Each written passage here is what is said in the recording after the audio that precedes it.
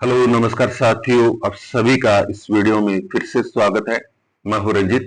साथियों, अगर आपको ये जानकारियां अच्छी लगती हैं तो अकाउंट को फॉलो कर दीजिएगा और ये जो जानकारियां मैं आपके लिए लेकर आता हूं ये ज्यादा से ज्यादा अपने साथियों को शेयर कीजिएगा। साथियों, आज ऐसी जानकारी लेकर आए जहां से एग्जामिनर 100% आपके लिए क्वेश्चन लेकर आएगा और वो है भारत की नवीनतम जनगणना 2027। जी हाँ साथियों, 2027 की जनगणना आज अपन स्टार्ट कर रहे हैं, जिससे रिलेटेड कुछ क्वेश्चंस मैं लेकर आया हूं।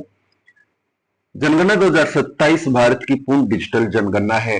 ये पहली जनगणना होगी जो 2027 की भारत की पूर्ण डिजिटल जनगणना देखने को मिलेगी। जनगणना 2027 भारत की कौन सी जनगणना है, तो याद रखिएगा साथियों, 16वीं जनगणना है। जनगणना 2027 स्वतंत्र भारत की कौन सी जनगणना है, याद रखिएगा 8वीं जनगणना है। जनगणना 2027 के ब्रांड एम्बेसडर कौन है, याद रखिएगा साथियों, सुदर्शन पटनायक। बहुत इंपॉर्टेंट बात है। जनगणना 2027 का शुभंकर क्या है, प्रगति और विकास। मार्च 2026 में किसने जनगणना 2027 के शुभंकर, प्रगति, महिला और विकास पुरुष का अनावरण किया, ध्यान रखिएगा, केंद्रीय गृह मंत्री अमित शाह। 2027 की जनगणना 16वीं भारतीय जनगणना के लिए भारत के रजिस्ट्रार जनरल और जनगणना आयुक्त कौन है, याद रखिएगा साथ इंपोर्टेंट क्वेश्चन आ रहा है, मृत्युंजय कुमार नारायण। मृत्युंजय कुमार नारायण, ध्यान रखिएगा। नेक्स्ट क्वेश्चन आपसे पूछा जा सकता है, कितने चरणों में आयोजित की जाएगी जनगणना 2027, तो ध्यान रखिएगा 2 चरणों में। जनगणना 2027 का पहला चरण किस दिन शुरू हुआ था, 1 अप्रैल 2026 से। जनगणना 2027 का पहला चरण 1 अप्रैल 2026 से शुरू होकर कब तक चलेगा, 30 सितंबर 2026 तक चलेगा। जनगणना 2027 का पहला चरण किस पर केंद्रित है, मकान सूचीकरण पर केंद्रित है। जनगणना 2027 का दूसरा चरण कब होना प्रस्तावित है, फरवरी 2027 में। जनगणना 2027 का दूसरा चरण किस पर केंद्रित है, जनसंख्या सूचीकरण पर। जनगणना 2027 के फॉर्म में कितने प्रकार के सवाल हैं जो सामाजिक आर्थिक स्थिति को दर्शा रहे हैं, 33 प्रकार के सवाल जवाब आपसे किए जा रहे हैं। जनगणना 2027 की कितनी भाषाओं में आयोजित की जा रही है, 16 भाषाओं में। पीएम नरेंद्र मोदी की अध्यक्षता में केंद्रीय मंत्रिमंडल ने जनगणना 2027 के लिए कितने करोड़ रुपए के प्रस्ताव को मंजूरी दे रखी है, तो ध्यान रखिएगा 11 करोड़ 11 ऐसे याद कर लो, 11,718.24 करोड़ रुपए। 2027 की जनगणना के लिए भारत सरकार ने बजट 2026-27 में कितने करोड़ रुपए आवंटन किए हैं, 6,000 करोड़ रुपए। जनगणना 2027 की राजपत्र अधिसूचना कब जारी की गई है, 16 जून 2025 को। जनगणना 2027 के पूरे देश भर में कितने प्रगणक प्रेक्षक अधिकारी चयनित किए गए हैं, लगभग 30 लाख। जनगणना 2027 की फोकस थीम क्या है, जनगणना से जन कल्याण।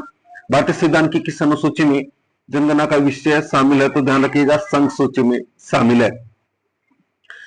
जनगणना 2027 के लिए ऑनलाइन पोर्टल का क्या नाम है, सेल्फ इनमेरिटेशन एससी पोर्टल।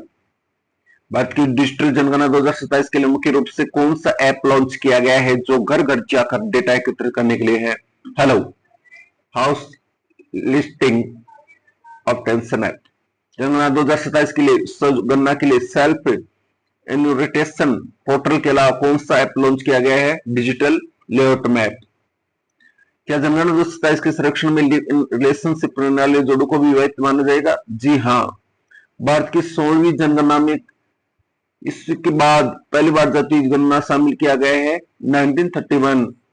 जनगणना 2027 के लिए आधिकारिक वेबसाइट का नाम क्या है, तो ध्यान रखिएगा इंडिया गवर्नमेंट इन।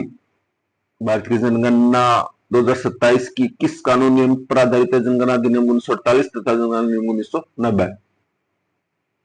1881 की जनगणना के समय भारत के वायसराय कौन थे, लॉर्ड रिपन।